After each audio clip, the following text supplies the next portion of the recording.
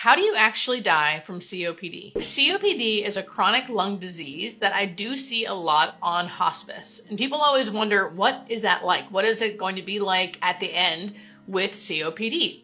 This video is going to help explain what you actually die from, how your life changes, and how we can help you at the end of life on hospice. So a big fear, of course, people who have COPD is, I don't want to feel like I'm suffocating to death. I can tell you, you won't. We are great on hospice at controlling that symptom. However, that being said, you likely will have intermittent periods of feeling more short of breath than you normally do. You're gonna have these like stepping stones of like the disease getting worse and worse and worse, right? And we will be able to manage those symptoms as time goes on, but you may have intermittent periods, right? A few hours where you're having a crisis. And we have to kind of come in and help manage that crisis, manage your shortness of breath. And those are the times that can feel scary. And those are the times that we will try to keep at a minimum, of course. Not everyone's going to have those experiences, but every once in a while during a disease, especially a chronic, long-term, life-limiting illness, you probably already know you have ups and downs with the disease, exacerbations, we say,